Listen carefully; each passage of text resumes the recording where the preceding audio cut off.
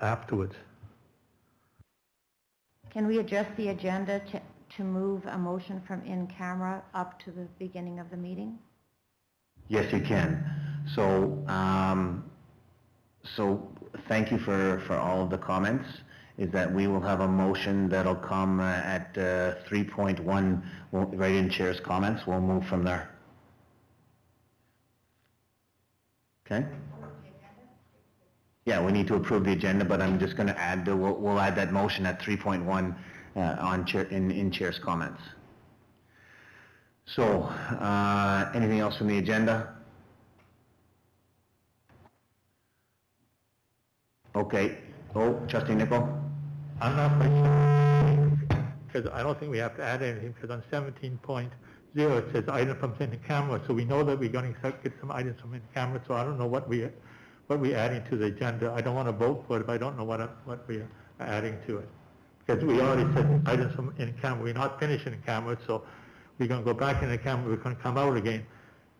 And we don't have to put down there's going to be any motion, because it's on the agenda already. I think Trustee Duma has a motion. You have to turn your mic off, Don. Sorry. That's okay. I think Trustee Duma has a motion looking for an exemption for one of our trustees. And so that's the motion that we're putting in. So we're putting it right at the beginning of the meeting. Okay, thank you for that. So hearing no more, we'll vote.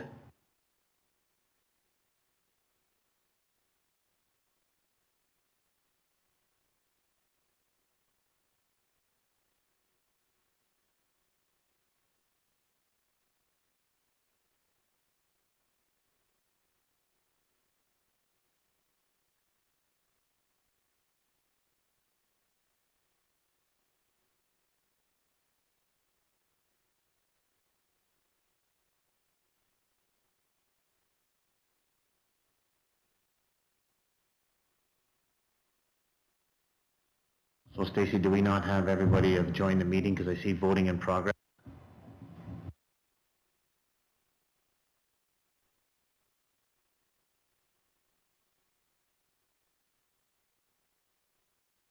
So that passed 8-0, and a reminder that Trustee Barry is not here tonight, so there's 8 of us. Thank you very much for that.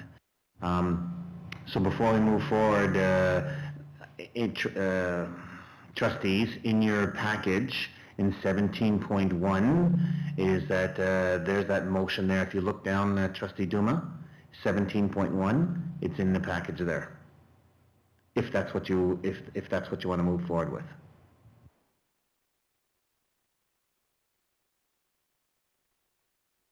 Do you want me to read it?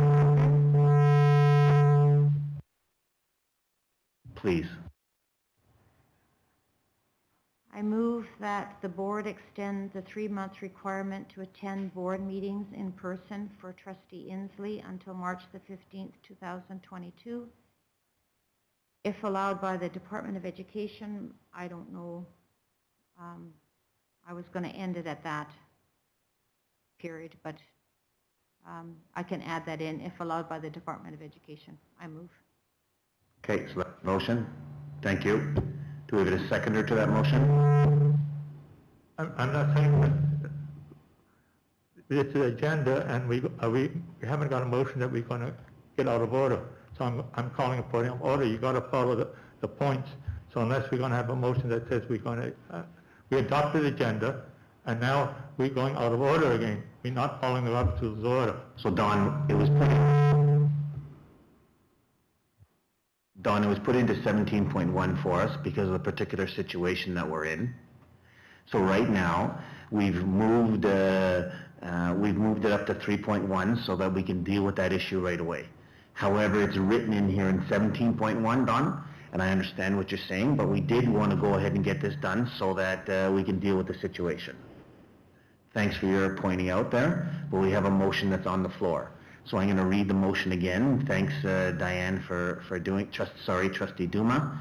It's be it resolved that the board extend the 3-month requirement to allow to attend board meetings in person for Trustee Inslee until March 15th, if allowed by the Department of Education. I need a seconder to that motion.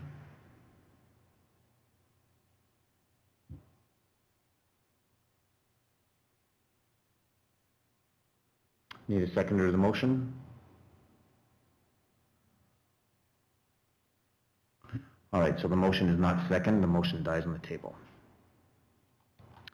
3.1 then, it talks about chair's comments. It says send all questions to scarlton@sunrisesd.ca. Name and address of the sender must be included in the email, and we'll try to answer your questions later on. We've got here about share a story. Anybody want to go ahead and share stories? Trustee Rowland? I just would like to commend Springfield Collegiate Institute on their outdoor classroom that they have erected in their front lawn. And with their collaboration with community, they were able to do so, and it's a wonderful addition to the school and for the community as an extra structure. I'd also just want to say that my thoughts are with our Ukrainian parents and our Ukrainian bilingual programs and other Ukrainian families in our division. As we have a strong population, my thoughts are with everyone. Thank you. Yeah, well said. Well said, Trustee Rowley, certain about that. I think that everyone shares that those sentiments, as it's a very difficult time for everyone. Well said. Anyone else share a story? I'd like to share a story then, and I think Jackie, Trustee, Assistant Superintendent Julian, I do think that we had an award, a Yes I Can award at Parview School. You probably know a lot more to it, so can you share that for me, please?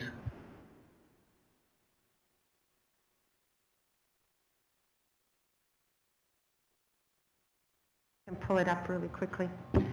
So we did have a successful recipient for the Yes I Can award out of Parview School this year. And I probably have right there. I'm going to call her Addie, but I don't think I think it's Addison.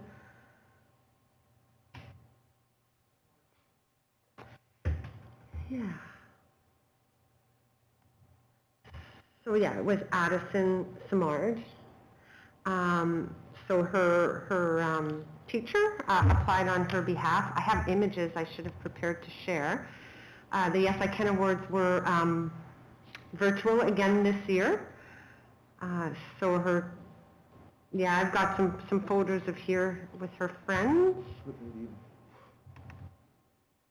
I guess I should have got permission to share too. So. Yeah. Yeah, so Parview School, the teacher Alida there, along with the team, put an application together for Addison, and she was awarded a Yes I Can award. I don't have in front of me exactly what areas it was in.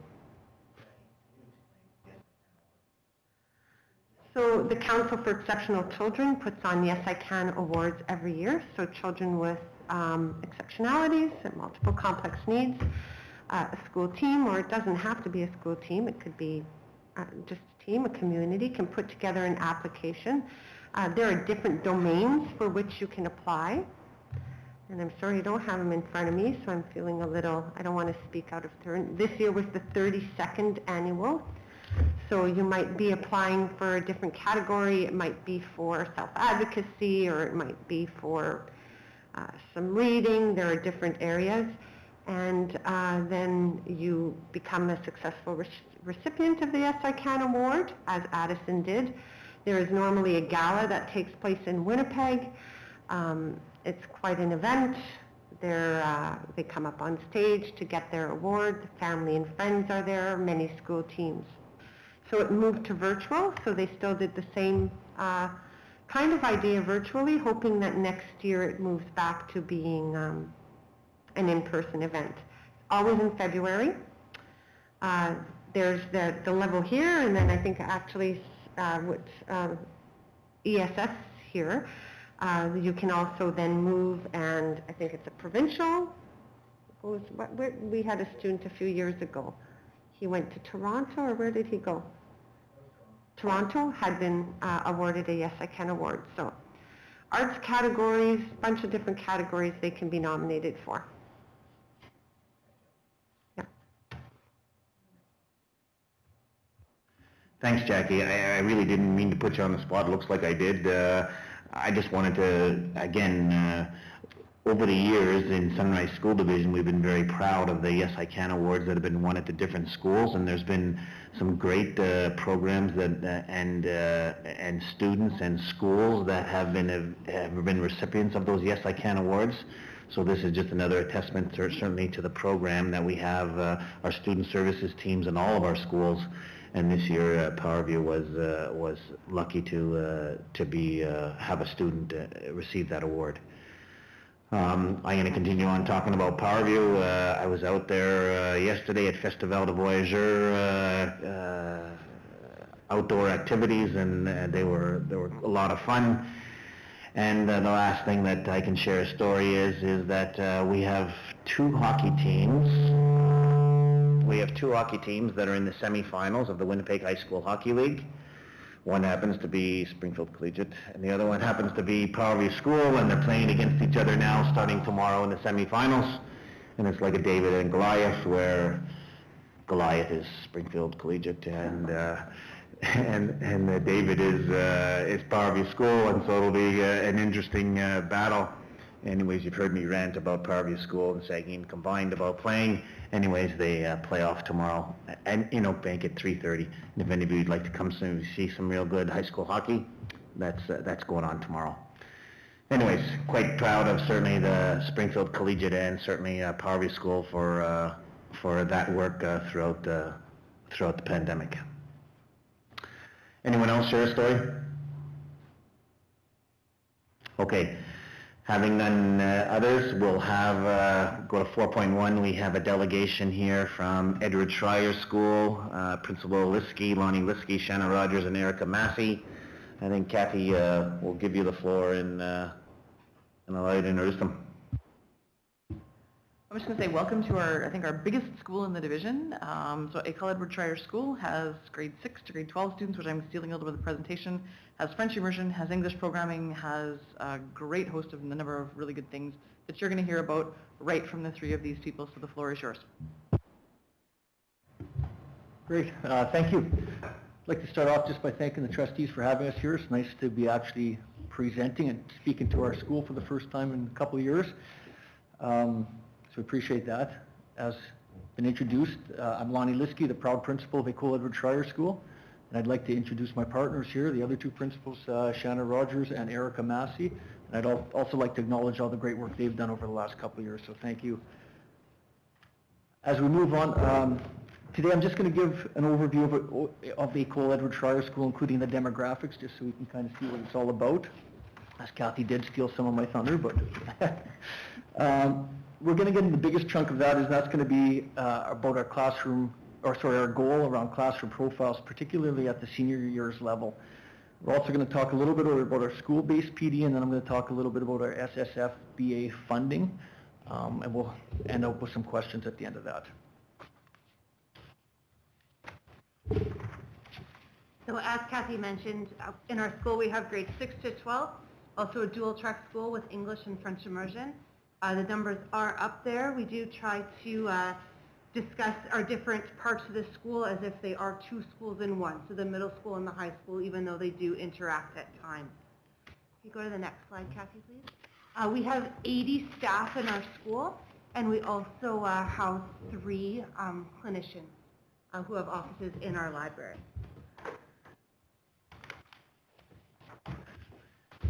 I thought it was important to note here not to put a negative connotations on this meeting or anything, or the information we're sharing.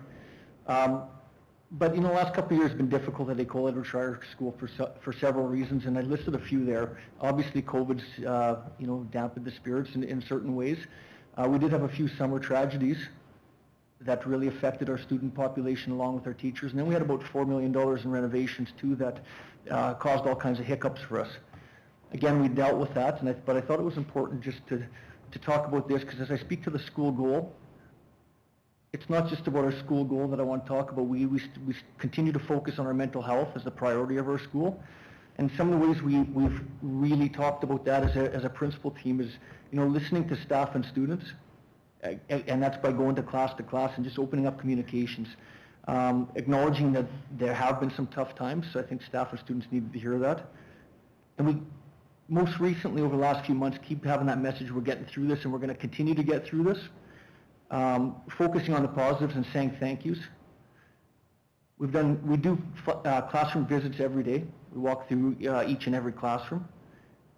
And then finally, we've made a real emphasis on using I care statements. So our students and our staff hear quite often from us that I care about you, even at the high school level. I know this is probably normal at early years and perhaps middle years, but our senior years level, even when we're dealing with disciplinary issues and different things, we always remind them that we care about them. And this is why we're making some of the decisions, even sometimes when they are tough decisions. So I thought that was important to note. Getting into that, our school goal officially is to collaboratively incorporate classroom profiles in a practical and meaningful way to improve student learning through responsive teaching. So it's been many months of work, but the focus really isn't about the classroom profiles. It's come down to responsive teaching and collaborative problem solving. The end goal is to increase student success, and it looks in many different ways. Student engagement, academics, sense of belonging, and also a sense of self-efficacy. And again, I really want to emphasize that through this process, we've become a more collaborative staff with our problem solving and had a lot of positive feedback around that. So one of our first things was to kind of create common understanding so that our staff are all on the same page when we're talking about, our goal. So we took some of the information that we use on our agendas and different items that I thought was important. A classroom profile is essentially a snapshot of strengths and needs, interests and readiness of the students in the class. A classroom profile can be used to better understand your students and help guide your teaching and improve the likelihood of success.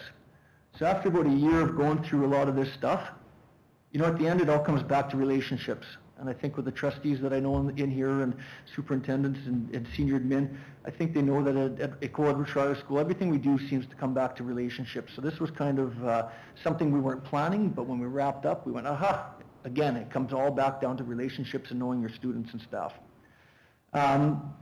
The other thing that we're really trying to focus on is evidence rather than assumptions, because it's a busy place, and I think far too often as adults we make assumptions about the students' learning. Today in the leadership meeting too, we were talking about the students and some of the thoughts they had didn't quite connect with what I thought they might say in certain areas, especially around mask wearing and different things. So it's really important we take a step to listen to them instead of making assumptions. So that was something that came out with a lot of our PD.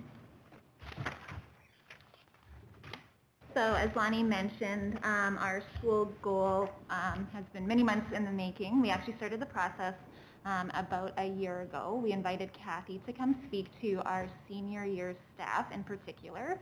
Our middle years teaching team has been using classroom profiles for several years, but this was a new concept for our high school teaching staff. So Kathy was able to come join us for kind of an introductory session to what classroom profiles are, how they could be used at the high school level, and helped us kind of generate some questions and answers with our staff. As with anything new, there were some initial barriers that our staff had identified, everything from, well, I don't trust information coming from other people. I want to get the chance to see the students and make my own decisions on them, to, there's a lot of change from year to year, class to class. Our high school teachers teach a lot of different students, so just trying to wrap their heads around the amount of information that they would need to be processing, a concern that some of the information might not be accurate if it had been gathered a year or two in the past, and assumptions, again, as Lonnie was saying, that, well, I've already taught these students, I know everything there is to know about them, et cetera, et cetera. So we are able to address all of those concerns. We invited some more feedback from the staff. We reviewed it going forward at our next PD meeting, and took all those pieces that they had brought up into consideration when we were developing our implementation plan. And then this school year, continuing in the process, in the fall we actually started building classroom profiles for our senior year's classes. We started with grade 9 and 10 classes because we already had some data for all of those students from the end of their grade 8 years. So we were able to use that as a starting point, gathering information and putting together the classroom profiles. We are able to team up with our resource teacher team to work directly with high school staff to flesh out the profiles, especially around goals and strategies. And throughout the process, we've been reminding our staff that classroom profiles are living documents. They're meant to be revised and revisited constantly. They're never done and filed away. So as we keep working towards this goal, there's ongoing discussion and collaboration between our student services team and between our different high school teachers. We try and make sure that they have time to work together, as well as talk about strategies that have been working, what's not working, problem solve together. To ultimately get to that point where we're focusing more on responsive teaching. So once we have this data to inform practice, actually making teaching decisions that will benefit the different groups of students that are in front of our teachers. Oh, I think it is on. Is that better?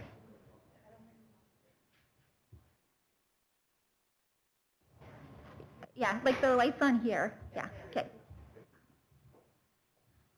So in terms of the actual process, we started by generating student-specific profiles lists. So actually a list of every single high school student with information unique and specific to them. Using that as a starting point to populate the classroom profiles, seeing what the learning needs might be, strengths, weaknesses, gaps, and then using that to think about what the most effective teaching strategies might be to address the needs of that particular class and to help set goals for the class. So some of that information includes making sure that we have all the IEP, AEP information worked into student plans, looking at the reading levels, writing levels, numeracy skills for each student, looking to see if there's a history of attendance issues, are there specific social emotional learning or behavior concerns that we've noticed in the students, is that student linked to a particular case manager or resource teacher, etc. So we're looking at a lot of information for every student, hoping that we don't miss anyone, that no one falls through the cracks.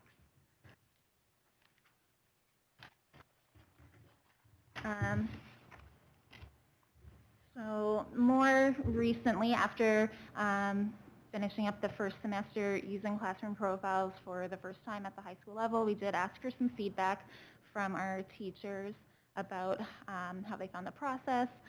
Was there any benefit to them in terms of directing their teaching and their goal setting? And so some of the feedback that we got from them is up on this next slide. I won't read through all of it.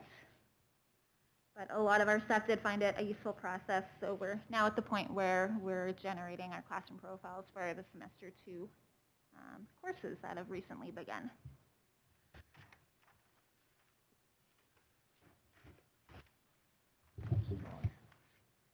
One of the things we have a real difficult time with when we start a new school goal is, especially with the last 2 years, is a real tough time to find any baseline data. So one of the things we talk about is when we want to compare, failure rates or, marks or any of the academic pieces, it's like, well, last year was a completely different beast. That could be a whole presentation in itself with some of the ways we handled some of the kids that were struggling and ended up helping them gain credits and that kind of stuff. So we don't have baseline data this year, so this is going to work as our baseline data because we do know what the school goal. To embed this into our school culture where classroom profiles, when we look at the individual students and put them into classroom profiles, that's going to take 3 or 4 years to ensure that that's, like I said, embedded into our school culture and maybe not a formal school goal anymore. So there's lots of work to be done. The information I'm going to share here is from resource teachers. So what we did was we talked to our resource teachers and their key members. It's a small sample size, but real key members of our team that helped us with classroom profiles. So basically at Ecole Edward Schreyer School, we have one resource teacher per grade at the seniors level. and they work with each teacher at each grade level and talk about each class. So that's kind of our focus through the classroom profiles, if we haven't made that clear yet. Our resource teachers met with each of the teachers, went over each class. The focus was typically on students with specialized programs, but all students are included in conversations. So I think that's one big thing that came out of classroom profiles, is I'll talk about a little bit, is that, you know, our resource teachers always talked with classroom teachers, but it was always about 2 or 3 kids, and usually kids that were struggling or had, individual needs that they had to talk about at the classroom level. This way, the focus is on every class, or sorry, every kid, although of course they have more focused conversations about certain kids. The other thing is resource teachers have the opportunity to advocate for students on their caseloads. They get much more out of conversations. That was one of the key messages we got too. You know, we have conversations all the time now, so we're getting much more out of it, rather than just sending out emails that get overwhelming for a lot of our staff, which has happened in the past. And one of the big things also is that classroom profiles have helped resource teachers to build stronger relationships with classroom teachers. It's becoming more of a collaborative effort rather than just telling them what to go. So we're going to go through our survey results very quickly. Okay, and the first question we asked is, and these were anonymous. We really wanted our resource teachers to be honest with us. So, we asked, we've enjoyed our PD around classroom profiles. 3 agreed, 1 somewhat agreed. Again, I'll fly through these. Classroom profiles have helped level 1 or typical learners, and 2 agreed and 2 said neither agree or disagree. We also had, as principals, we met with our resource team after the survey came out, and we talked about every single question. And one of the common themes was that we have no baseline data that I already talked to. So they're kind of like, well, I don't know for sure. And that was a good answer, because we really don't. Classroom profiles have helped level 2 or the struggling students. 3 agreed, 1 wasn't sure. And then finally, which was important to us, classroom profiles have helped level 3 or specialized individualized learners. 1 strongly agreed and 3 agreed. Classroom profiles have helped to open up communication and helped ensure students don't fly under the radar. 3 agreed and 1 strongly agreed, again at each grade level. Next one we asked was, classroom profiles have helped with early interventions. 2 agreed, 2 weren't sure yet. Classroom profiles have helped with credit attainment and decreased failure rate. And this is one that kind of jumped out of us. 3, when we went into discussions, we're like, we just don't know yet. Is there any way to be certain? We've only gone through this 1 semester. So that was a really good conversation, because, you know, being a principal school, I assumed that we'd all be agreeing that this is really helping. So again, that was one that we talked a lot about. Classroom profiles are valuable at the seniors level, and I look forward to continuing with them in the future. This one was a bit of a risk, because senior years teachers, when we first started this, resource teachers and senior years teachers, you could tell were kind of like, yeah, I don't know. I know this works in middle years. I know this works in the early years. I'm not sure it'll work in senior years. So 3 of them agreed that it is valuable and they want to continue them. I feel teachers have bought in, and therefore responsive teaching towards students and classroom needs is more evident in the past. They disagreed and said we still don't have that evidence. Again, so we're using this as our baseline. So some of the thoughts and conclusions we had through our classroom profiles: staff are now looking for classroom trends and are finding generalities that may not otherwise be obvious. So that's the end result of the classroom profiles. Staff appreciate time each month to self-reflect and enjoy updating classroom profiles, particularly the conversations to help be responsive. I had one senior teacher who said this is the best PD that he ever had. And he didn't say it was because of the classroom profiles. He says it's because we're having chances to talk and problem solve and kind of, have the loose agenda to kind of go wherever we need to go in the best interest of the kids. And I thought that was really cool. Focus time is allotted for collaboration and problem solving. Classroom profiles have helped with at-risk kids, particularly level 3 students. And classroom profiles have opened up a communication and help ensure students don't fly under the radar. So our next steps, like I said, we're looking at this is probably going to be a 2, 3, 4-year process to formally get this as embedded in part of our culture. Our classroom profiles for the second semester will be completed by March 4th, which is this Friday. We've kind of streamlined the process after doing all the heavy lifting first semester into those handouts that I gave you. And we're going to be sharing them as a staff at grade level meetings and with resource teachers at our next PD day on March 18th. We are going to be doing teacher feedback through surveys on March 18th to see how our data from our teachers compares to that of our resource teachers and see where the connections and disconnections are. And then we're going to examine next steps on how we can focus on improving student learning through classroom profiles. So we have all kinds of questions around that, but I just don't want to take up too much of your time. I might come out in some of the questions and answers.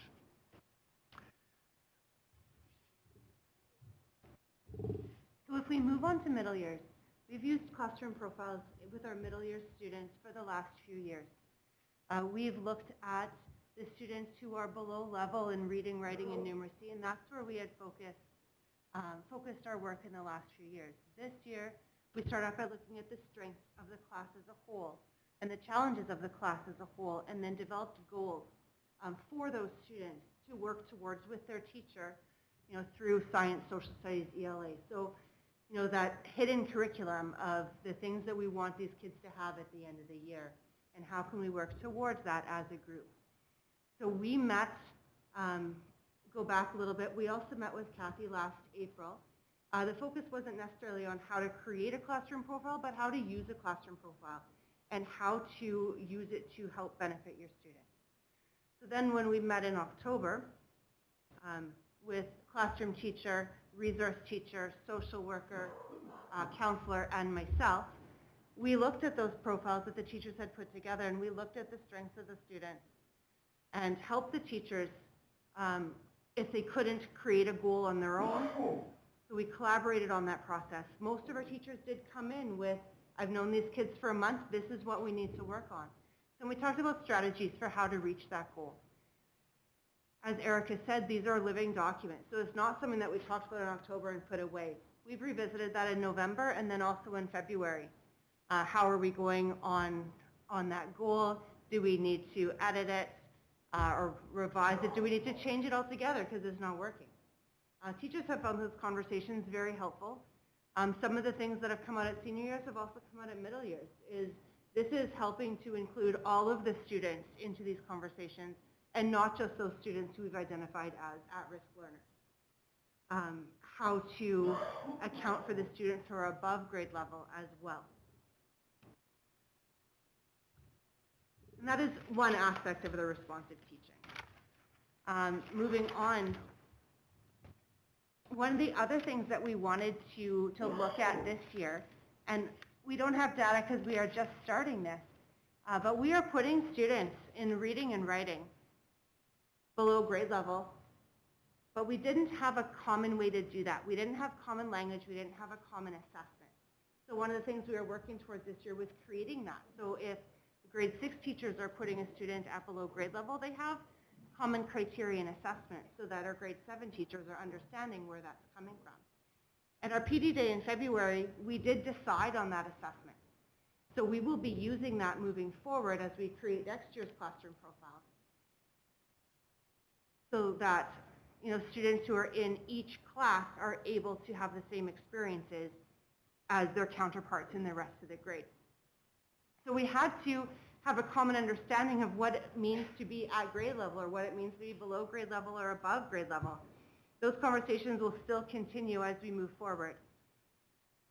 Where we're moving towards is, now that we've decided how to determine those students who are below grade levels, how to move them up to grade level. And that's something that we will focus on as we move through the next few years.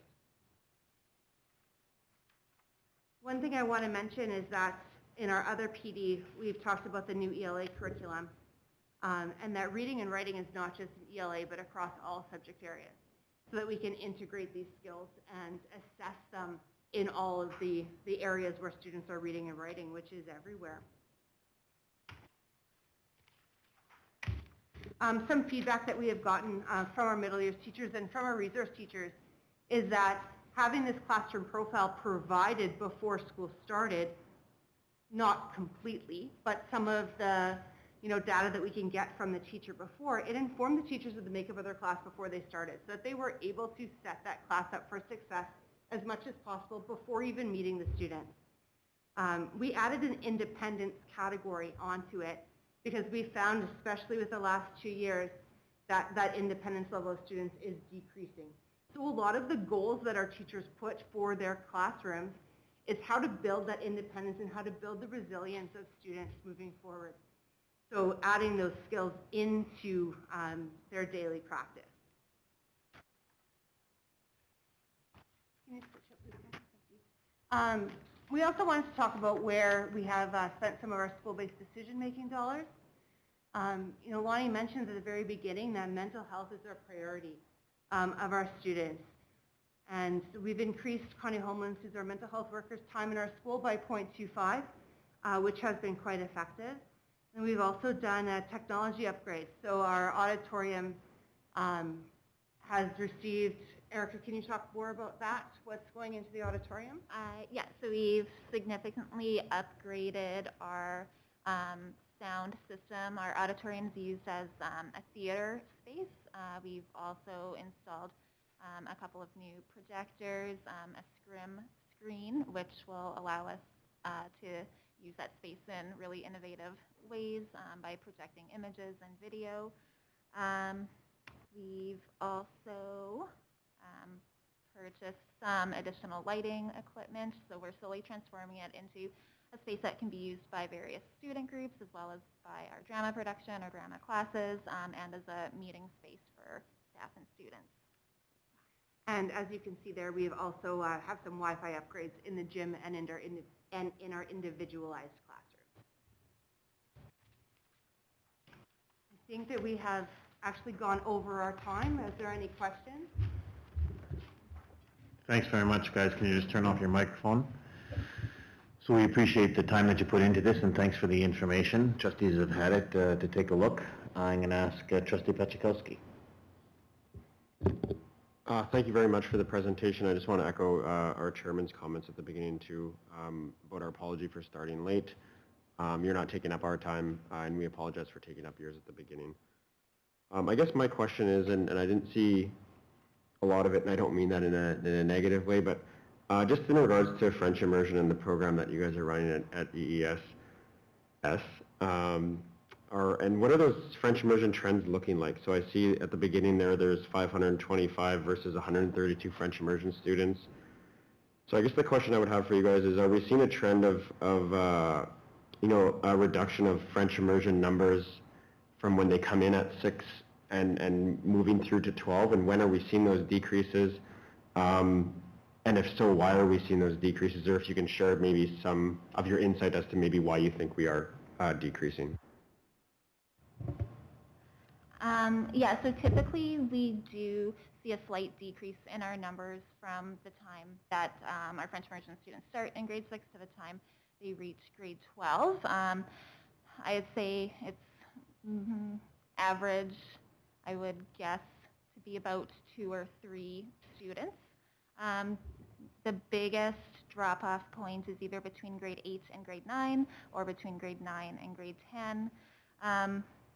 For a variety of reasons, sometimes parents will feel like their child has been struggling through middle years in French as a language-specific piece, and they opt to make the transition before high school. Sometimes it's a scheduling or looking at you know, courses and planning for beyond high school that some people might make that change. They want to take their sciences in English, for example, because they're seeing that perhaps they're going to continue on post-secondary in English, and they want to make sure that they have that basis. Yeah, so a few different reasons. I will say, though, that we're seeing a big increase trend, like overall, with our numbers coming up, like through the next few years from École Beauséjour early years school. There are some big classes, so the overall trend is actually increasing. We are increasing our French immersion population each year, so even though we do lose a few of those students over their time through high school, overall our classes are getting bigger every year.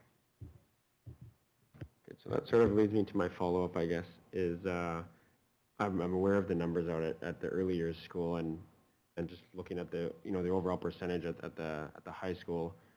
Is the school set up for, you know, those trends increasing and for that programming to increase and for the teaching to increase and that sort of thing? I guess obviously you guys are looking ahead at that, but and then part of that question is, do you think that some students are falling away from it because of a lack of opportunity in programming that's offered in French immersion? That could be part of it. I mean, we don't survey necessarily our students, but as you said, we know what the numbers are coming up, so it's conversations that we're having, like as an admin team, fairly regularly about doing some of that long-term planning, because we know in a couple of years we're going to have 2 French immersion classes, so we're already talking about, okay, we need to make sure that we're ready to have, 2 excellent grade 6 immersion teachers, and those numbers are going to increase. We have over the past few years expanded the number of courses that we offer at the high school level in French immersion, so we have seen a lot of growth and significant growth in the last 6 or 7 years, looking at going from just offering like the very basic required courses to we now offer several different math and science options, art options, in French at the high school level. So one of our goals is to continue expanding the program, and we expect in the next 5-6 years that we'll have a number of additional courses available for students. Excellent, thank you. And you know what, I'll end off with, I just would like to commend the 3 of you for your work over the last couple of years. I know we don't chat much, but a part of that is because, for the size of school and how many students you guys have, we fielded a lot of emails as trustees over the last couple of years for lots of COVID-related reasons, but other things as well. Probably secondary to COVID, and I haven't really had to communicate with you guys. So just I commend on obviously the work that you're doing with your families and your school and your students. Obviously, there's not very many issues that come up, and when they do, you guys are resolving them very well. So just wanted to commend you for that. Thank you. Any other questions for the Edu team? Trustee Nicol? Yeah, I'd just like to know what your definition of responsive teaching is. Yeah, good question. So I think I could go back to the handout that I gave out there, the 3rd one. Can I see? Oh, sorry. Oh, it's on? It's on, yeah. Yeah, if I could walk you through that handout quickly.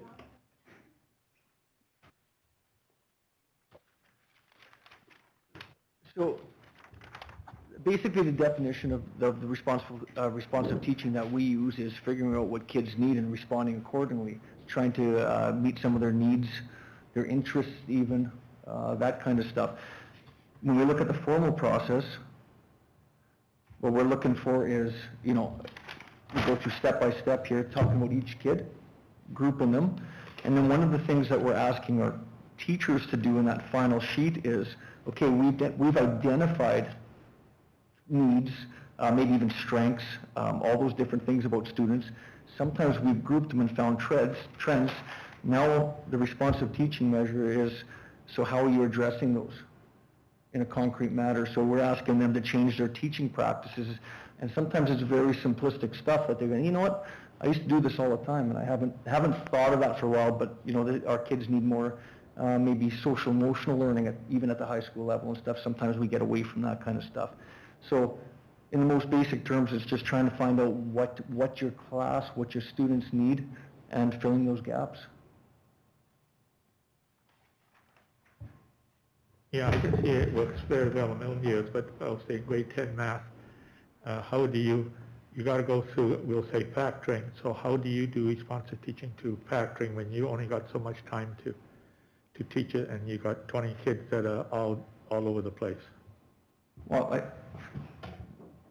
I think part of that is, again, when you look at this, is finding out exactly what Shannon said about what level each student is at, right?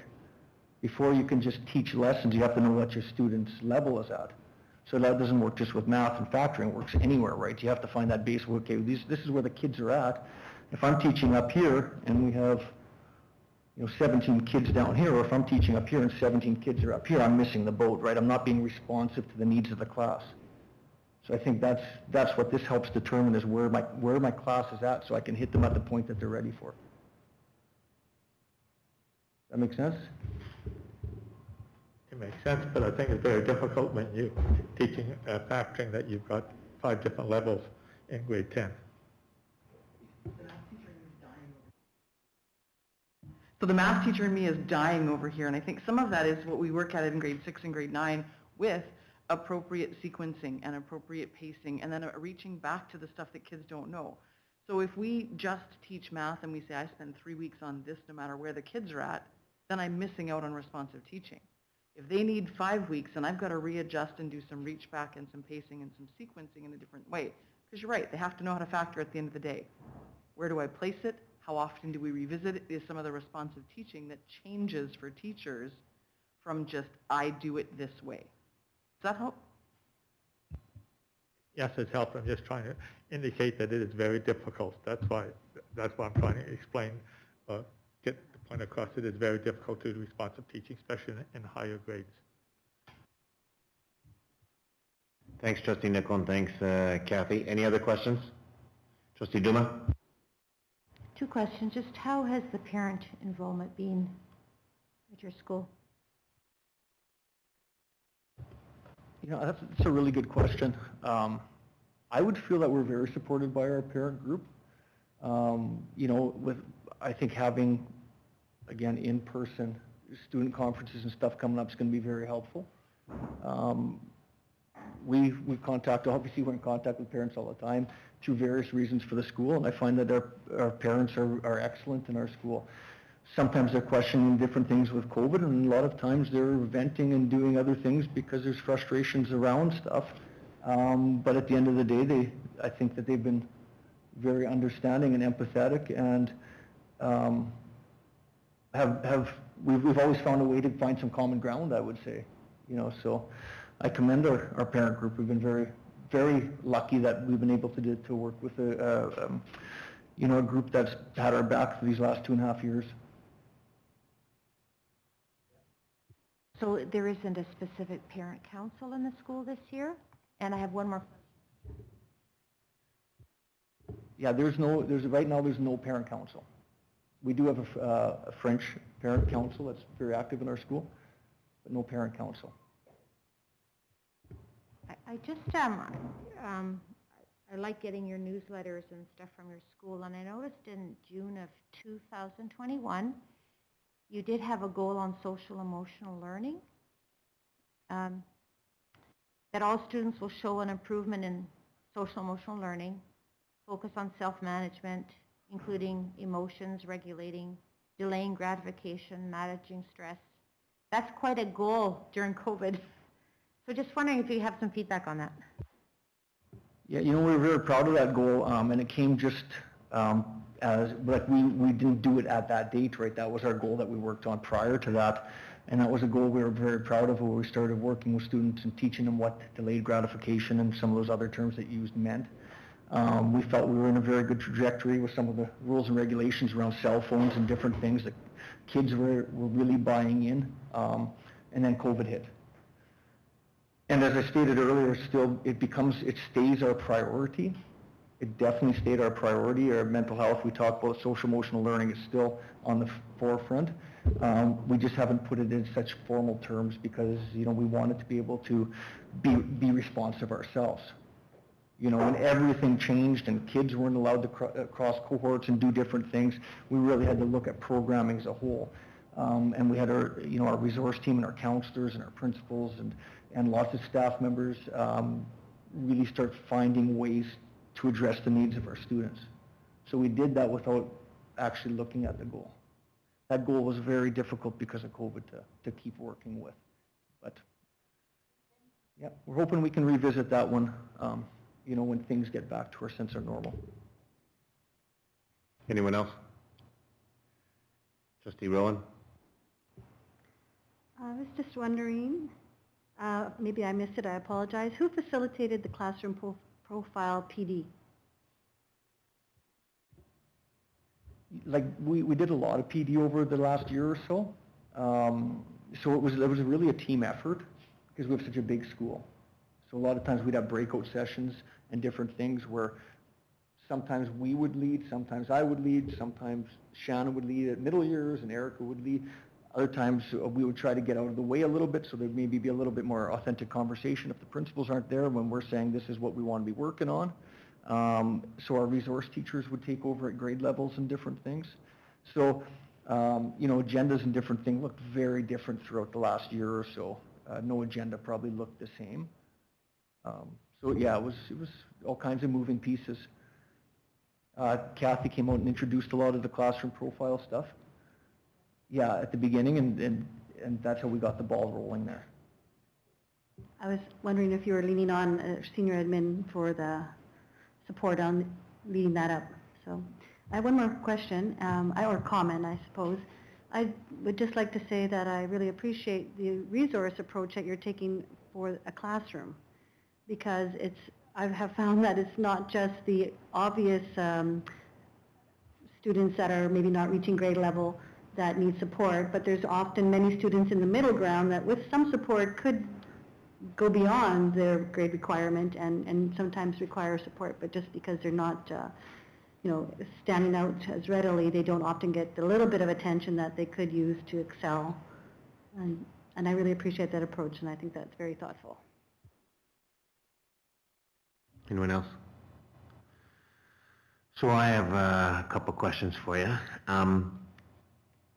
So I really like the idea that you're using a strategy of classroom profiles to increase engagement, academics, and a sense of belonging. So you don't have any data on that yet, but I am going to ask you next year, where's the data on engagement, academics, and sense of belonging? Because what I'm going to be looking for from you is what you're doing working. And I'm going to want to know is that great that you're using classroom profiles, but if it's not increasing engagement and if it's not increasing academics and it's not increasing a sense of belonging, you know, why necessarily are you doing it? And you said you don't have any baseline data. Perfect. But the question that we will ask is are you increasing what you're looking for? And yes, it'll take some time, as you talked about, Lonnie, as to what it is, but that would be the question that we're looking for, is what you're doing working. Fair comment? Yeah, I think that's a really good comment, and I think that we put a lot of thought into that, and quite frankly, we struggle with that. And the reason being is that we're hoping just by getting back to a sense of normalcy, you know, Spirit Week starting up, student staff activities, gym use, school sports, drama, leadership, student council, it goes on and on. Without classroom profiles, I'm hoping all those things you talked about improve naturally.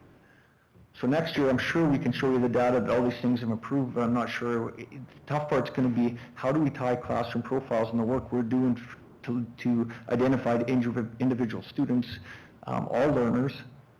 How are we going to tie that to those things that you talked about? We've had conversations with Kathy as well. We have a book study going on because we're looking for observable change, not just superficial change where we can tie this next year going, yeah, look, everything's gotten better. Everything will be getting better despite classroom profiles. I mean, that, to me, looking forward, that's going to happen. So I value exactly what you're saying, and that's going to be the tough point for us is how do we really figure out if this is making a difference? It might take 2, 3, 4 years, right? So I think that the teacher feedback is a really key point that we haven't got yet. Thanks. And again, it's all not necessarily numbers. It is observational things that you're going to go ahead and see. But at the end of the day, we are going to want, besides Lonnie telling us, oh yeah, our kids are way more engaged, we want to know, you know, how you're measuring that kids are way more engaged. My second question is, you've talked about mental health as a priority.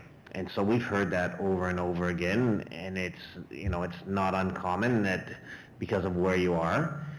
So my question is, A, is what you're doing working? And B, do you need help? I think that the division has always been very supportive. When we've asked for help, we've gotten help, and I appreciate that, and I sincerely mean that. So thank you to the trustees and our senior admin. I know that every senior admin and people at the board office, when I need something, I make a phone call. And you want to talk about being responsive, I feel like this is a very responsive team. kind of lost my thought there. So what was the question again, Paul? Sorry? With mental health. So so you're sitting in front of, you're sitting in front of 8 trustees right now. Right. That are deciding on a budget tonight in about 45 minutes or shorter. So the question is, so now you got 8 trustees, what does Edward Schreier need? What does 8 trustees need to think about what Edward Schreier needs, and whether it's to increase student success and engagement in academics or a sense of belongings, or you talked about a priority of mental health. We believe, we agree with you. What do you need? And I don't want to, if you guys have anything to add, feel free. One of the things that I think was brought up nicely was the amount of space that we have as a building, and I don't know if there's any way we can change that. But quite frankly, we want to grow the school, we want to grow the programs, we're running out of classrooms. We want to grow French immersion when we start splitting classrooms. We're already at a premium. We have high school kids that are sitting on benches and different things. Had a conversation with about 10 of them today going, Mr. Liskey, we just don't know where to go. Where can we go? And I'm like, well, where do you want to go? We'll open a classroom for you. You know, there's benches in the hallways. You guys are great kids. You know, there's just no multi-purpose area that they can go to. That affects a kid's mental health. That sense of belonging. We have nowhere to go. We don't want to be kicking them out of our building in grade 11 and 12 and say, hey, you have a license, go find somewhere to be. So space is actually a really important factor. Population's getting bigger, we're not getting more room. Our gym, we have one gym, we have grades 6 to 12. We have an auditorium that could be used as a multi-purpose area, but it's used half the time as a gym for smaller organized games. So I think gym time is a real premium. I think we also, again, things within our control is we have to do a better job of getting back to listening to our students. When we had our mental health goal, we were doing surveys all the time, gauging how they were feeling, speaking to them. Those really helped us because, again, getting rid of assumptions as adults and as teachers, we always make those assumptions that we feel like everything's going great, and then we talk to our students and they have great ideas on, great insight and ideas of how to make things better. So that's another thing. Connie with her mental health, increasing that time has been huge for us. She can work with twice as many kids. And we're not where we need to be. There's still, you know, we start looking at kids that need an adult to talk to. I would like to, I can almost guarantee we're not alone as a school going, we don't have enough qualified adults for kids to go talk to. Our resource teachers, our counselors, our mental health workers, our psychologists, they're busy people and trying to help everyone they can, but I don't think they have enough time in their day. So those are a few ideas that just off the cuff. Anything to add? Thanks, Bonnie. Anyone else as we wrap up? So again, thanks for coming and presenting to us and giving us a picture certainly as to where you are with the school. Keep in mind, though, is that I'm going to come to you next year and I'm going to ask you some of those questions with regard to how do you know? And yeah, but it's great, you know, good work as to what you're doing. Kath, did you want to add anything? No, again, I think that I always say at these meetings how proud I am of the work that we do with kids in schools, and that we pay attention to all of the topics they bring up, but the things that we know are good teaching, and those are hard balances, and we always pick the right things that we want to work on and give that our all, so thanks for that. And you can turn down that orange shirt. Yeah. No, oh yeah, you do have to stay and watch with the million people that are streaming at Delaney, so good for there. No, thanks very much. We're going to move on. We've got minutes, 5.1 minutes from February 15th. Be it resolved that the board adopt the February 15th minutes in a move and a seconder. Moved by trustee Pachakowski, seconded by trustee Nicol. Comments? Hearing none, we'll vote.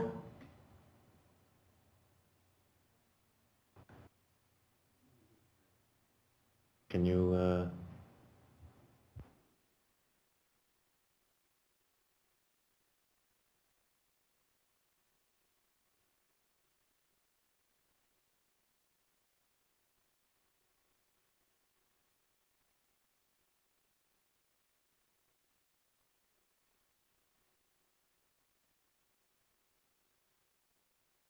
Okay, so we do have to do a manual because of Trustee Inslee has left, has moved. So minutes. Trustee Nichol, what do you say? Yes. Trustee Duma? No. Trustee Rowland? Yes. Trustee Reed? Yes. Trustee Harris? Yes. Trustee Batchkowski? Yes. Trustee Magnon, yes. Trustee Inslee, you're back here for the minutes. You're gonna vote no? I'm sorry. So we're asking on the minutes. Okay, you're gonna vote no, thank you, so it passed 7-2, 6-2. 6.1 is the superintendent, 6.06 superintendent's. Yep, just very briefly to give a highlight on where we're at on the pandemic response system. So I wanted to highlight for folks that we are still in caution yellow, that there is a new public health order as of today, saying that proof of vaccination is no longer required in public places. Visitors to school no longer need that. It's also no longer required for any of our adult students, 18 plus, to provide proof of vaccination to participate in sport and extracurricular activity. Our staff are no longer doing regular testing, so that has been lifted with this new public health order. And again, just wanted to note that the indication from Manitoba Health is that the mask requirements will be eliminated on March 15th. The current public health order is from March 1st to March 15th, and as a school division across the province, we can only react to what the public health orders actually are, and we will hear what the next one will say and then be able to communicate that with families. Big one is parent-teacher conferences this spring will be in person as long as our public health orders will allow for it. So we've sent a letter out to all of our families yesterday. We anticipate that masks won't be required to be worn at all times if all goes according to how the public health and Manitoba Health are saying. We do need to keep our physical distancing, and so that's a piece that's really important. And I think our schools are communicating out to folks that as we're coming into the schools and we're doing in-person parent-teacher conferences, this 2-meter distance is a really important thing to make sure that we're keeping everybody safe. So that physical distancing stays in play, whether people are choosing to wear masks or not wear masks. Again, each school is sending information so that they can let parents know how to book appointments. And also really, really important that if we're having any symptoms or we're feeling sick, it's important to stay home. And your school administrators will take that phone call and help you connect with your teacher and make alternate arrangements if you need to. So by all means, if you're feeling like, oh my goodness, this is my only opportunity to speak with a parent, not true, contact your administrators and they'll help to make some of those arrangements. But all of our parent-teacher will be in person. Thanks, Kath. Any questions for Kathy? So I just have one, Kath. The board continues to get emails from people wondering if that, where we stand with masks, those kind of things. Kathy, we've followed since day one, we followed the public health kind of guidelines as to what they've given to us. And so I'm assuming then, I think that we're all assuming is that as they move forward, and if they, again today, they came across with the public health said is that we didn't need to use, people don't need to show vaccinations, and you're not, and as you said, people are not testing masks if they make that decision on March the 15th. You know, that's somewhere we're going to go. We continue to hear that from the public. For the most part, we've been following public health guidelines. Yeah, I would like to just make one comment. So the public health orders come out from the province, and then also Manitoba Education and Early Literacy, I think, is the new title to that department.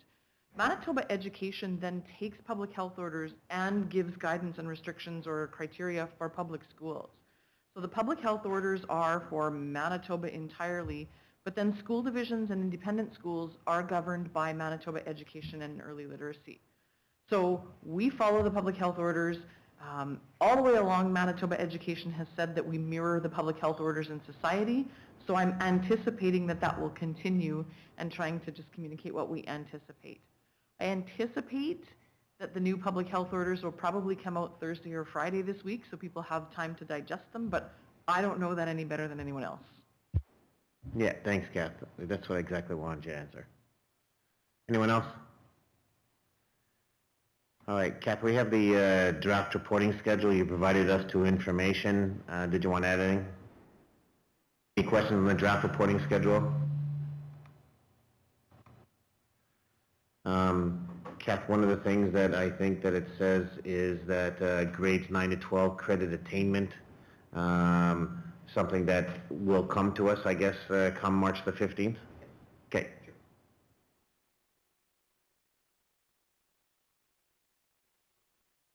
Thank you. Secretary Treasurer's Report 7.1, Scott? Thanks, Mr. Chair. I thought it probably time to give a quick update on some budget stuff. Periodically throughout the year, I think we should keep an eye on where we're at in these departments operationally and how much money we're spending. I won't go into detail. I certainly invite all trustees to have a look at Finance Committee materials that are a little more in-depth than this and always available on ESB the day we have Finance Committee, but certainly I'll touch on a couple of things in here. Maintenance, we're going to talk about it a little more in an agenda item coming up in just a couple of minutes, but the key concern obviously with maintenance this year has been our snow clearing budget. We've had a pretty extreme winter. I'll just leave it with that comment. We can talk a little more about it when we get to that point. Other than that, no concerns with maintenance. ICT continues to run into challenges. Generally speaking, with the 5-year refreshment that we do in all schools. So, as you know, devices, either desktop or laptops, are replaced periodically on a rotating basis in each of our schools on a 5-year rotation. Largely, because of various reasons, supply chain issues certainly. Also, largely due to a sort of a shift in what they're doing with their machines.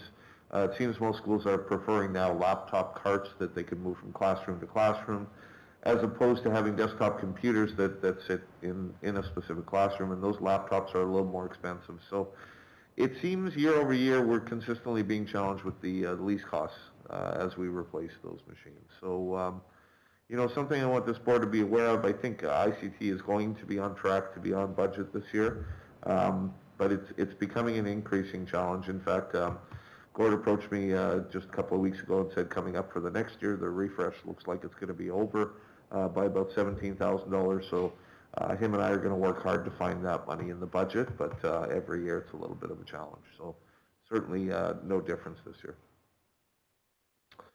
Transportation is on track, and I don't have a lot of issues. I'm pleasantly surprised that we are on track with our fuel budget. The fuel is up to, obviously, as we all know, $1.49 at the pumps right now. So we're keeping a very, very close eye on that. Knock on wood, I think, once we see February's bills, we're pretty much through the coldest part of the year, so hopefully we're going to be okay with our fuel budget. As part of that discussion around fuel and fuel costs, Jason is certainly intending to present at our next board meeting on the 15th, so we'll have that on the agenda, and is definitely looking at some alternative fuel sources for this year's capital purchase, bus purchase. He's looking at propane. So he's building a case for that, and will likely be presenting that to the board on the 15th. And then finally, finance. I put in administration here, which is made up of several different departments of trustees, superintendent, secretary, treasurer, HR. I've just got totals here for the budget, but again, if you have any questions or do want to look at more detailed information, always there under the Finance Committee on a monthly basis on ESB. So I'll leave it there unless there's questions. Thanks, Scott. Any questions for Scott?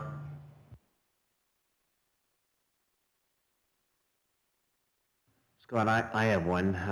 So last night, there was a meeting of the Edgewater Recreation Commission, and it was at Powerview School. And so I went into my wife's classroom and used her computer, and I turned it on. It took me a long time for it to boot up, and I used her profile, so it wasn't my profile that I was using, but it took a long time. Now, Powerview School it's a 50-year computer. It's a desktop. It's kind of like looks to me like a paperweight. So I did go and talk to Mr. Reed, the principal, and I asked him about where we were, and he said that he's one of those schools that's now they're looking about to go to a refresh. And again, I think that I've shared this with other trustees. I think that again, as we look at things, is that if we can somehow put laptops in teachers' hands make them a little bit more functional. That's something for us to go ahead and take a look at. And I know that Gord and yourself certainly are doing, there's work being put together with regard to where we are with refresh, and you talked about a potential refresh next year of being over $17,000 over. I can tell you though, waiting for a computer to boot up to start and waiting 7 minutes to get it to go, that's pretty frustrating. And if we can go ahead and change that for our teachers, I think that that would be something for us to look into. Anyone else? Okay, thanks, Scott. We've got board business. Scott, do you want to give us you provide us with some information with COVID? Oh, sorry. Did you have another question? Oh, sorry. Trustee Pachikowski, go ahead. No, I just think we should make a motion to extend our meeting. So I'm going to make a motion to extend our meeting to 9:45 if required. Up to 9:45 if required. So there's a motion here to extend our meeting till 9:45, seconded by Trustee Duma. Trustee Nicol? Should we wait until we get closer to 9:30 to make the motion so we know whether 9:45 is going to be good enough? So it's okay to table the motion? So Trustee Duma, you okay about tabling the motion? Okay, thank you. So let's move ahead with COVID costs. Scott, anything different that you need to share with us? Yeah, just a couple of brief comments. It's not that different than what you would have seen last month. In fact, when I updated, I think last month, we were trending to be about 297 underspend. Now we're looking at 300,000. So just sort of joining the budget information to your comments, Paul, and the information on COVID, I think ICT devices are certainly one of those things that we could justify as COVID-related expenditures. So as we're trending right now to underspend, we do have a request into the province to assist us in understanding how we could shift some of the funding that we received from one category of expenditure to another. So I haven't put together a recommendation on how we may spend this money yet until we're clear on what that process is. So I have an email to Assistant Deputy Minister Pandy to let us know what that process looks like. Thanks. I do remember a couple of trustees. I remember Trustee Rowland, I remember Trustee Nicol talking about, you know, what with our COVID expenses, about technology and about seeing about putting hands in technology as the students and staff as we go through the pandemic. So I think that, yeah, that news would be great news.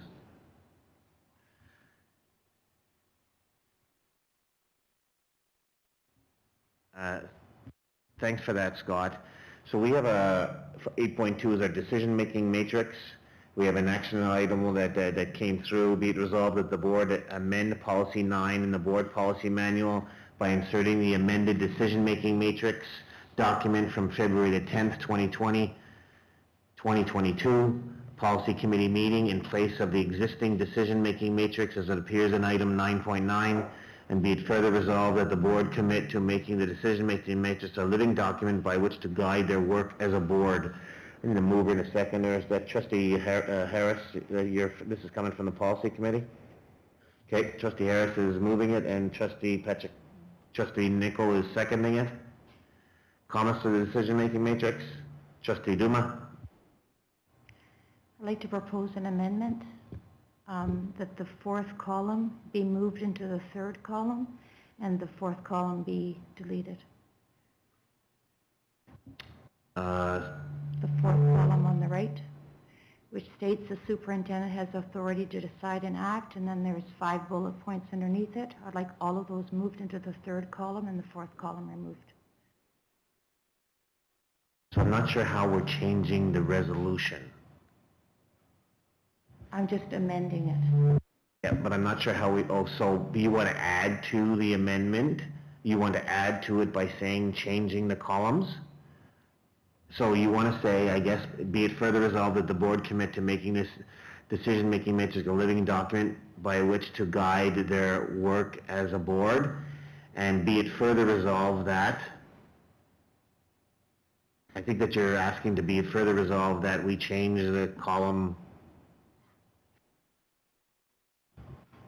Yeah, and be it further resolved, well, I don't know where to stick the wording.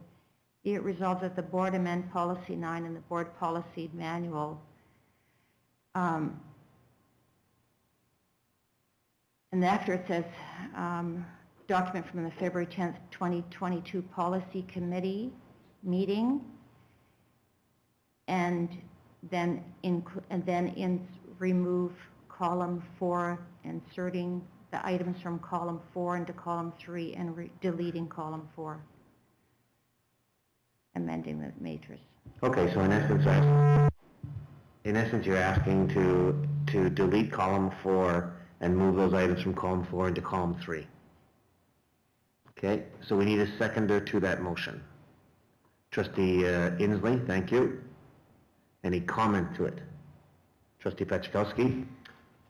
So this is a perfect example of this board and its lack of efficiency.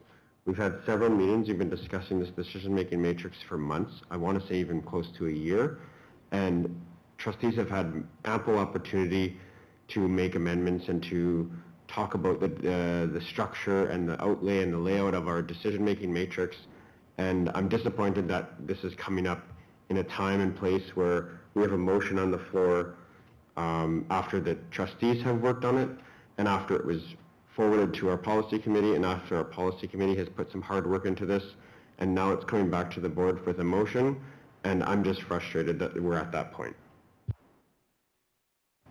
Okay, so you need to talk to the amendment, right? Trustee Nicol?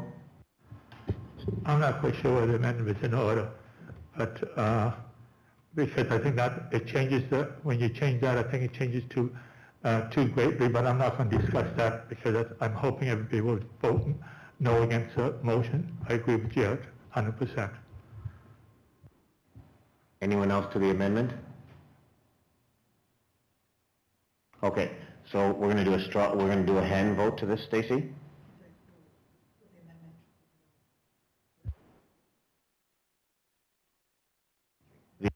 The amendment to move column 4 into column 3.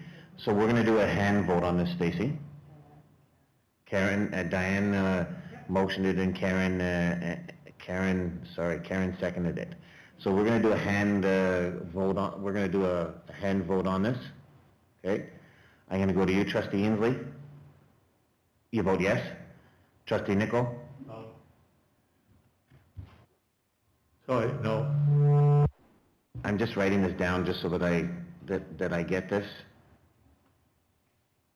Trustee Duma is a yes. Trustee Rowan? No. Trustee Reed? Trustee Harris? No. Trustee Pachkowski? And Trustee Manio is a no. So it does get defeated. The amendment does get defeated 6-2. So we're going to go back to the original motion, and we can vote on the original motion. Hearing nothing further, we can vote on the original motion. Don did. Robin and Don. All right, so hearing none, we'll vote, and we'll vote electronically.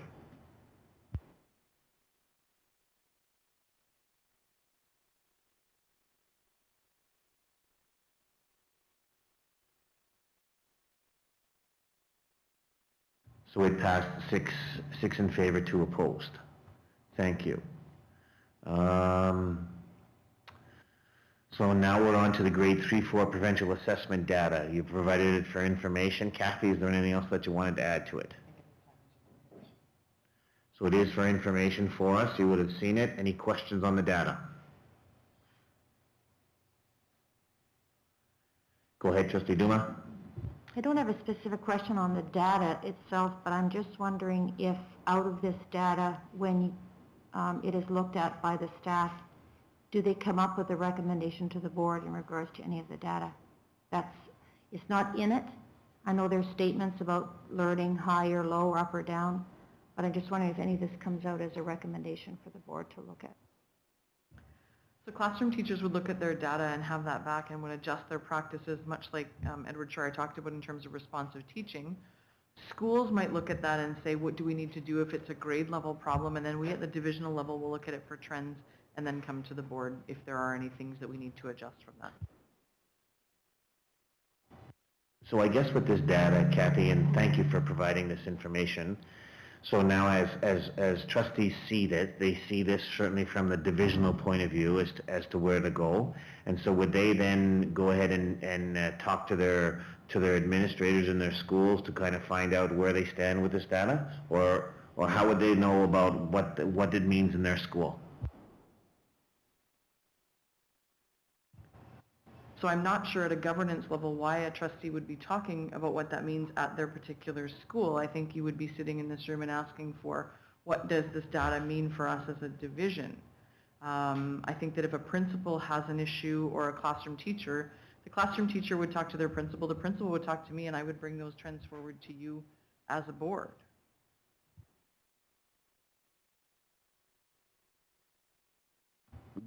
That's a really good point, Kath, that you bring up. But there is a wide discrepancy in our school division with learning, is there not? And is there not different data from different schools? Yeah, there's always different data from every classroom and every student and every school, and there are discrepancies, for sure. We're following individual students not only on the reading and the writing and the math that comes here, but on other things. Some of that we address through strategies that we put into place from the division. Some of that we address with the staffing that we've come to the board with already. Some of that we talk about instructional support that we've brought to the board already. But in terms of highlighting here that classroom A is doing this and classroom B or classroom W is doing that, that's not a board level of data, I don't think. Thank you for that. Trustee Nicol? Well, I could be wrong, but beforehand, I believe that the grade 3, this is assessment, not like an exam. The teachers know before they send the results to the Department of Education what their classes are doing. So the teachers already know. These results are when the teachers are sending their results to the province. So individual teachers know, and they'll use that. And I agree with that. That's not part of the board level decision making. That should be the principal's level decision making. Good, thank you for that. Anyone else? Okay, we're now on weather-related school cancellations. Kath? This is asked as an agenda item just to outline for the board where our weather closures have happened. So this is the weather closures of 2022, just as a listing of the date and the reason. Questions, comments? Trustee Duma? I thought that maybe it can be on another agenda. I mean, definitely the weather's going to be getting nicer, but I thought it wouldn't hurt because of the concerns from some parents just to have the board review the weather policy. In fact, our own policies say that when the public responds that you should look at your policies, and they're telling you please have a look at it. So I guess that's when I asked for this agenda item, I really was hoping that we could have it. It's a lot of work for today, but if we could have a look at tweaking it, questions about remote learning, during school off days, that sort of thing, but just a conversation with the board on the policy itself. Thanks, Trustee Duma. I think that Trustee Harris and Trustee Nicol both want to talk to that exact thing. Trustee Harris? So policy did look at this policy, the policy committee looked at our policy on weather at our last meeting, specifically because of the concerns that were raised. So that was in February. We came up with a number of thoughts and suggestions then, and we are going to be revisiting that at our March meeting next week. I've been on policy now for 3 years, and every year we have reviewed this policy.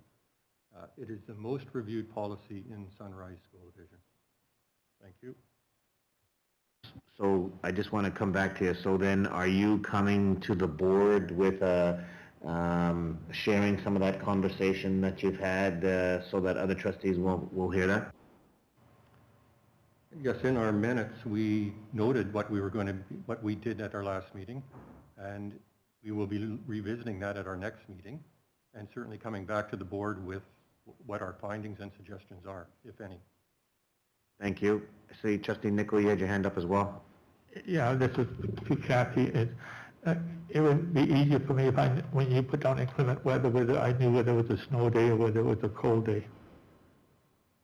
Yeah, so inclement weather is not cold. I would put cold temperature day if it was a cold temperature day. So inclement weather means that the roads and the weather is too terrible for travel.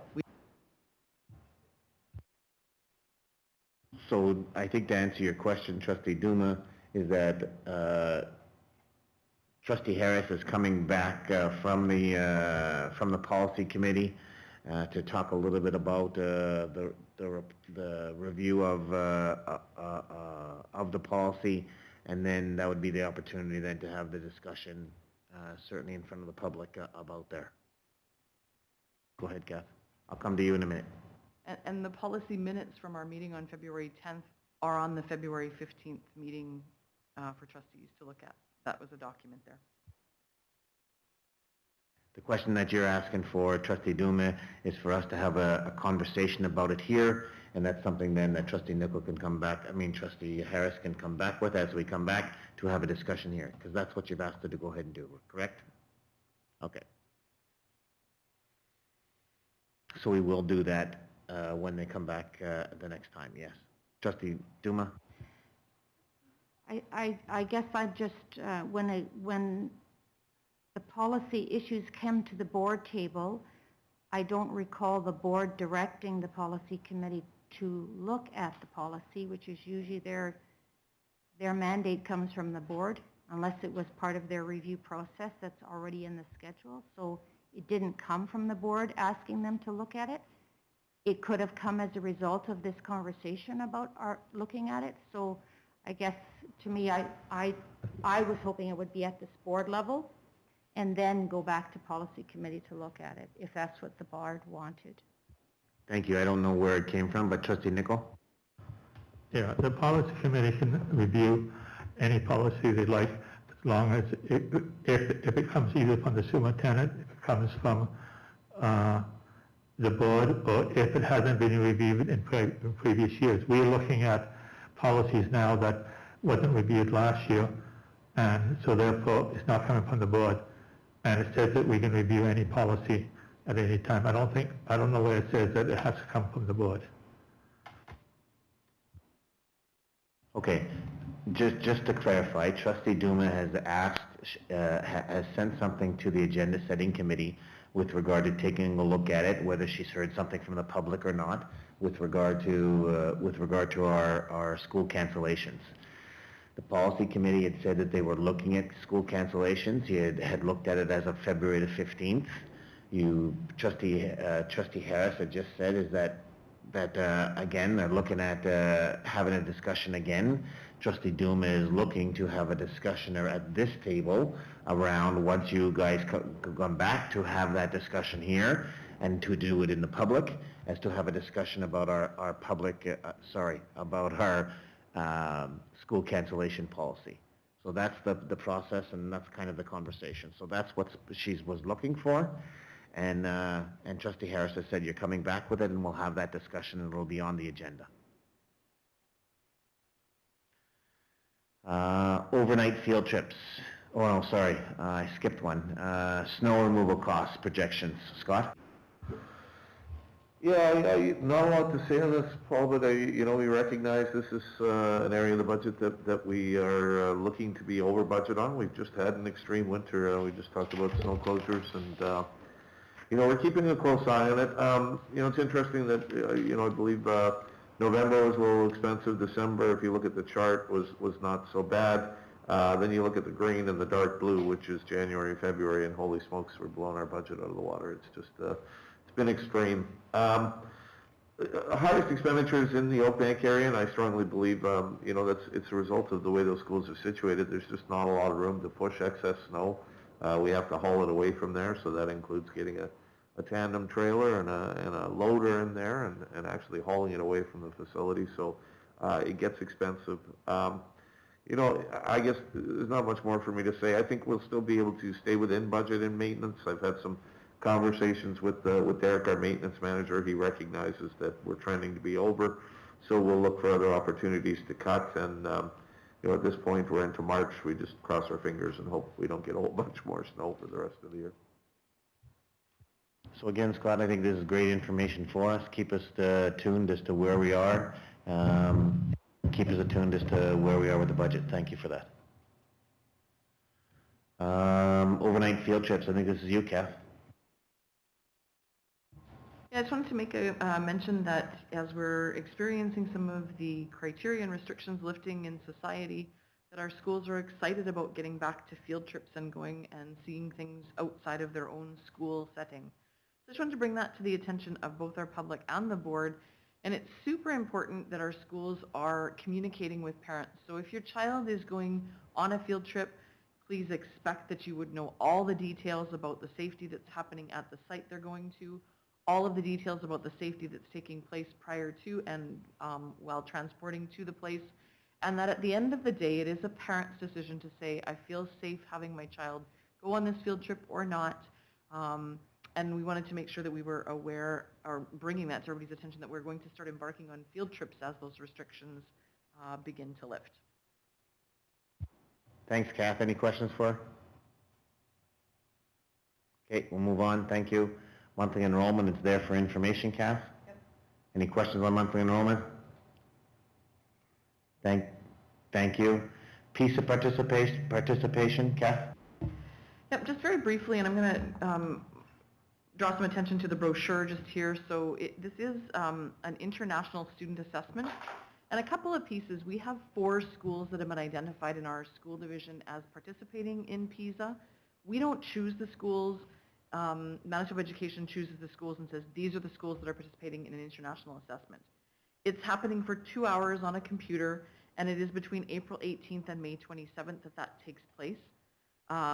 It is multiple choice and some open-ended questions. It is for a particular age group of students. And the tough part about this one is we talked a little bit about the grade 3 and 4 assessment and how that comes back to a classroom and allows a teacher to look at those results and to make changes to the way that they're doing things. These results don't ever come back to a school division and say, this is how your school division or your school is doing. They come back rolled into a provincial number. So we never get any results on where our kids are at and don't kind of get, I'm going to say, a direct benefit. There's a line here on the bottom that says, a personal note to students, when you participate in this assessment, you will help us improve education for all students in Canada. Very true. They are participating in a PISA assessment. It is not for marks, and they don't have to do anything to prepare for it, but they get rolled into some of our Manitoba data, which then gets rolled into our Canadian data. So as we hear about this, it's really hard to make adjustments based on how our kids are doing on PISA, is the piece I wanted to just quickly highlight. Comments from anyone? Trustee Duma? Do we get any financial reimbursement, incentive? Trustee Duma, I can tell you when I was a principal, we used to buy lots of pizza to encourage the kids to come to school to go ahead and do this because they don't like doing it. So it was pizza and we didn't get any money. I found pizza though, when they fed the kids, at least they were okay about doing it. That's just me.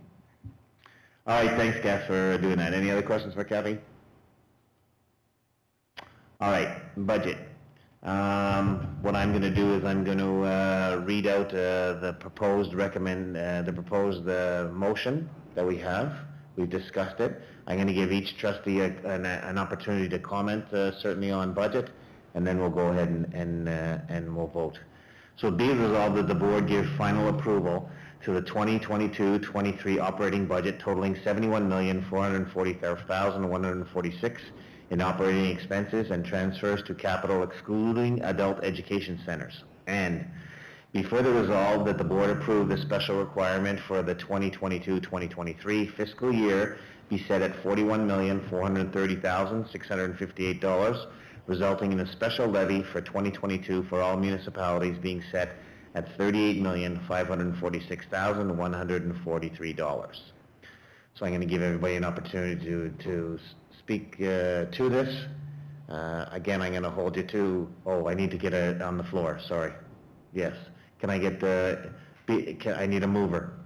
Moved by trustee Nichols, seconded by trustee Pachakowski. So it's on the floor. Thank you for reminding me.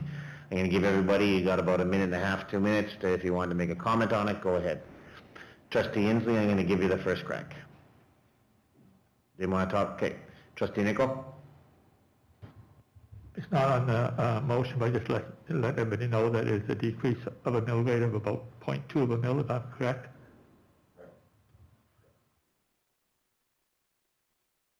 Thanks, Trustee Nichol. Duma? I think that we were caught in a bit of a tight squeeze because we ended up having to make a number of union agreements, which we've all agreed to as a board. So that did push the total budget up this year compared to last year. So it is, the number does look significantly higher. I think our mill rate can come down, correct me if I'm wrong, based on the fact that we have higher property assessments and that we've also received a fair bit of money from the province that came out in letters in February and January, so that increased the money we got provincially. I think that the budget is high. I wished it could be lower, so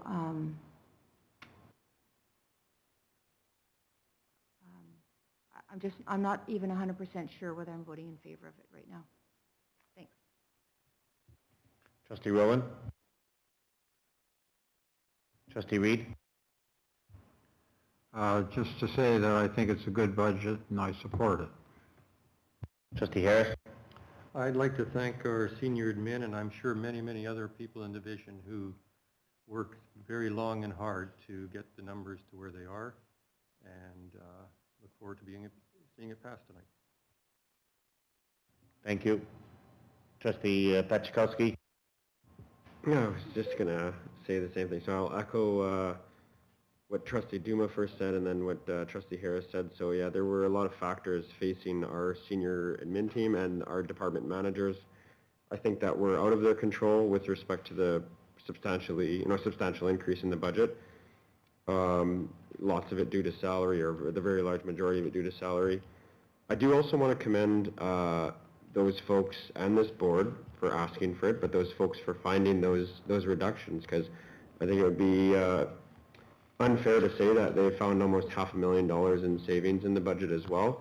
So I appreciate all the work that the groups have done, anybody involved, department managers, senior admin, and anybody else who's been involved in working through those numbers and finding those things to present back to the board. So appreciate the work. And yeah, I do think it's a very good budget. We haven't impacted our frontline staffing. In fact, we're looking to increase that as something else I would mention. And yeah, I think that's it. I'm looking forward to it passing as well. Thank you. Thanks, Trustee Pachakowski. I too want to reiterate, doing a budget is a lot of work from our school principals and our managers and our senior admin team for going ahead and doing that. Thank you. I do remember, and Scott, you can test me if I'm wrong, is that we're increasing our budget by roughly $2.7 million. 2.3 of that is going to settlements, as Trustee Pachakowski talked about. So we saw we're somewhere around $400,000 an increase in spending. At our public budget meeting, we said that we have a slight decrease in enrollment. We are increasing staff by 3.5 FTE. That's 3.5 bodies. And certainly, you know, from the presentation that we heard tonight, the mental health being an issue, and whatever we can go ahead and do and support our students.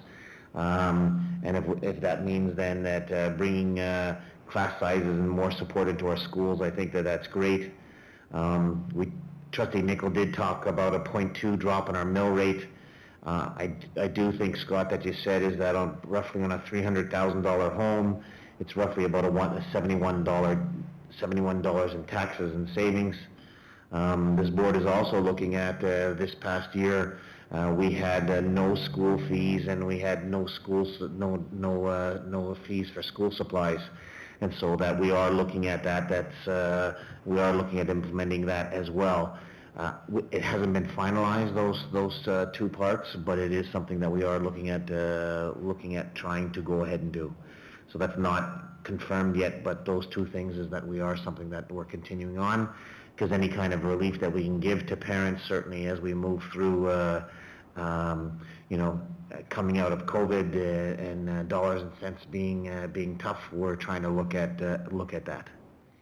So I think everybody's had an opportunity to go ahead and communicate their thoughts. Stacy will go ahead and vote now.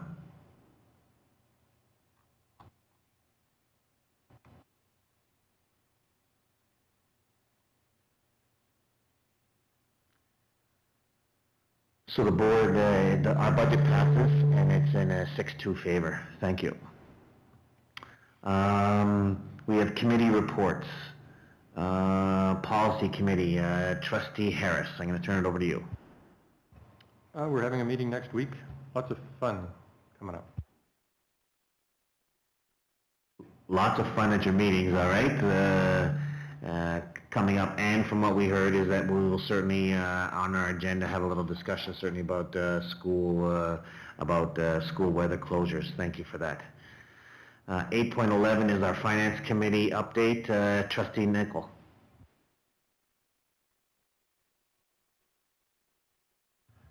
Our next meeting is March 17th. Not too much to discuss, except that there's another item that I will discuss at that time about the funding report. So when we get to that item, I'll talk about it at that time. Thank you.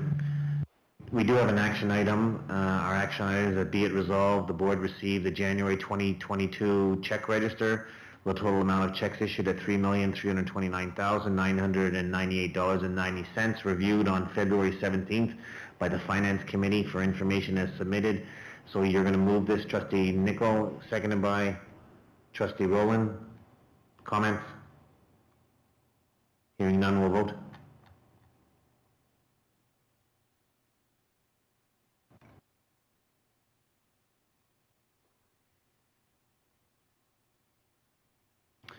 And it passed 7-1. Thank you very much. Funding report.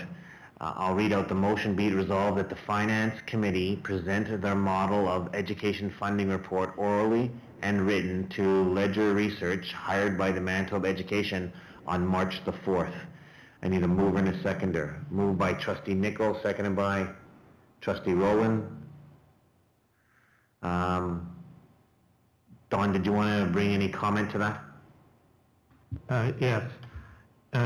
Just to give you a little bit of background, that the Finance meeting met once.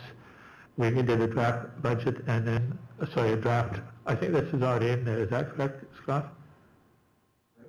What we did, I'll just mention that we met once with funding with the Finance Committee. Then Scott and I met twice to refine it. Then we had another meeting with the Finance Committee and to come up with the final model that we are presenting to the board. To Ledger Research on March the 4th, which is at, I think, 10:30, through Teams, I believe. And if you're interested in being there and listening to what we're presenting, you just have to let Scott know, and Scott will add it to the participants of the Teams meeting. I think that's all I'm going to say, unless there's other questions. So are there questions from trustees with regard to the report that Don has put together? And again, Don, you've done some real good work here with regard to explaining the current funding and as to recommendations. Are there any questions?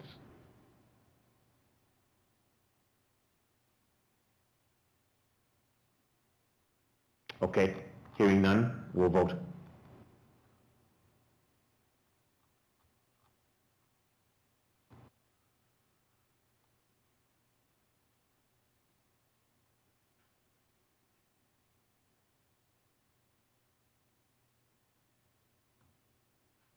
And it passed 7-1. Thank you. So now we're on to 9.0 professional development. We have MSBA coming up on March the 11th. One of the questions that was brought forward. Okay. Actually, I don't need to deal with that. Sorry. MSBA is coming up on March the 11th. I think that Stacy, everyone has given you that information. And then May 1st, 2nd, and 3rd at Capsule. Has people given you that information as well about professional development? So if you're interested, that's there. If you haven't, make sure you're talking to Stacy. Any questions on either of those two? Okay, we have a financial monitoring report. There's an action item. Be it resolved that the board adopt a financial monitoring report for the months ending January 31st, reviewed by the Finance Committee on February 17th. So Trustee Nicol, are you moving this on behalf of the Finance Committee? Moved by Trustee Nicol, seconded by Trustee Rowland. Don, did you want to make any comment to this? Other than a comment that the Finance Committee will be looking at the monitoring report on March 17th. We were going to do it last meeting. We ran out of time, so we're looking at doing some refinement of it. So you can look, next time I give the report next month in April, it will be something dealing with financial as a monitoring report. So Trustee Nicol, are you accepting then emails or input from trustees that are not on that committee prior to your meeting? And then we'll come back, you'll come back to the board and make a presentation of the board about the financial monitoring report? Is that what I'm hearing you? That's right. That's why I'm letting you know that we're meeting on the 17th. So if anything you would like to mention about the financial report, how to make it better, how to make it easier to read, whatever the case might be, give us your input, and we'll try to incorporate that when we have a finance meeting, and then it'll come back to the board, and the board will have a chance to look what we have reported. Thank you. Any questions? Okay, hearing none, we'll vote.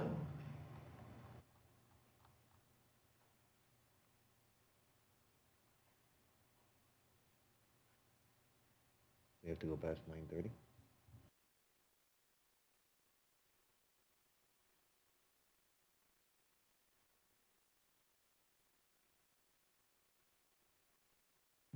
And it passed 6-2. Thank you.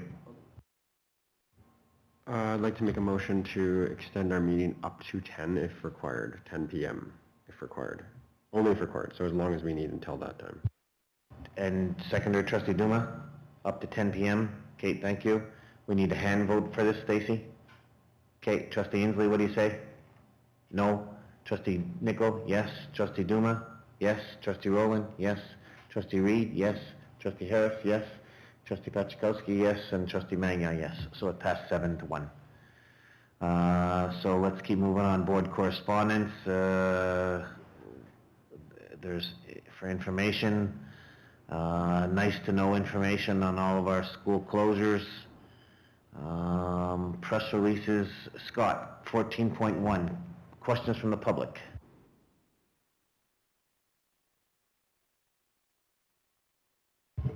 I did have one question, Mr. Chair, but he didn't identify himself, so I did ask him to, and I haven't seen a response yet. So I won't read it in public, but I will circulate to trustees.